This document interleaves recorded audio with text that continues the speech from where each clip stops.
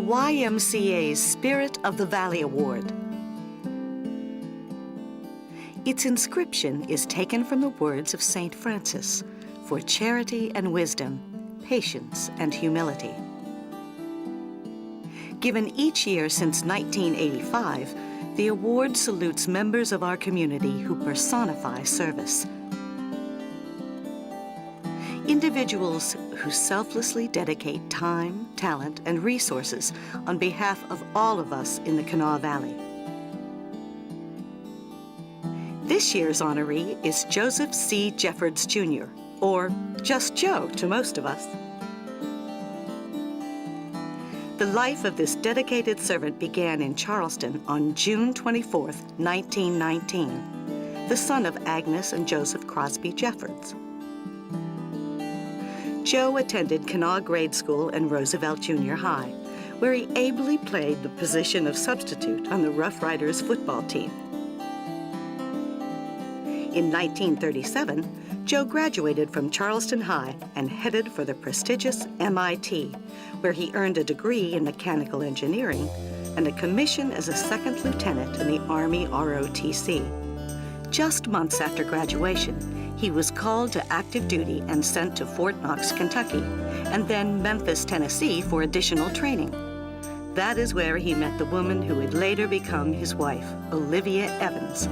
They were married on May 15, 1943.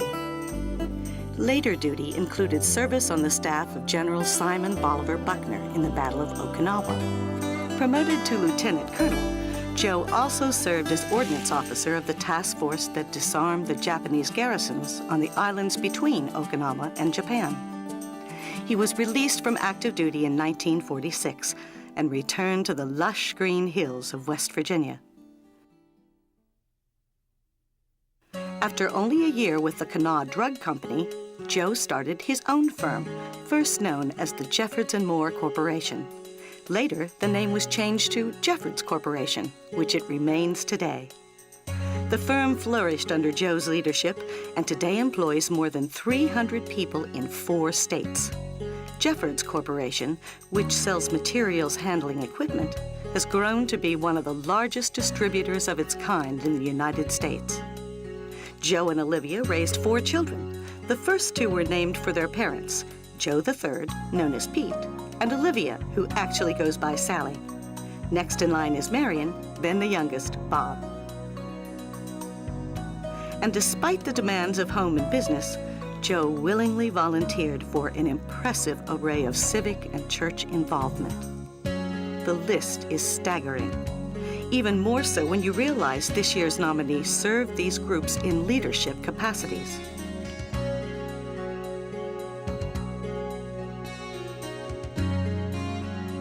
He has served as a trustee of Highland Hospital and the WVU Institute of Technology Foundation, as a director of United National Bank, on the foundation of the University of Charleston. He was president of the Charleston Rotary Club in 1957 and district governor of Rotary International. Joe was a member of the State Board of Education for 8 years and was its president in 1962. His interest in football led him to serve as president of the Charleston Rockets professional football team. But his passion for history called him to chair both the Kanawha-Charleston Bicentennial Committee and the West Virginia Film History Project. For 10 years, Joe doggedly pursued the vision of a film about West Virginia that eventually led to a 6-hour documentary series. Under his leadership, $2.5 million was raised for the effort. More recently, it was Joe who led the campaign by the West Virginia Humanities Council to purchase and restore the historic Hubbard House on Kanawha Boulevard.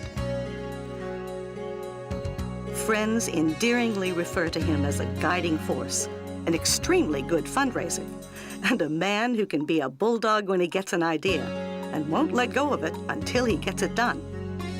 At 82, Joe remains chairman of Jeffords Corporation and remains dedicated to his family and community. He is the proud grandfather of 3, Elizabeth, Catherine, and Jeff. and he recently became a great-grandpa with the arrival of Mary Evans, born to granddaughter Elizabeth and her husband Jason. The Kanawha Valley has been enriched by the servant leadership of Joseph C. Jeffords, Jr. His warmth and dedication radiates and inspires. The YMCA is honored by his acceptance of this award and is proud to add the name of Joseph C. Jeffords, Jr. to the list of those who have been selected as Spirit of the Valley honorees. May the benevolence of these fine people serve as a beacon for all of us to follow.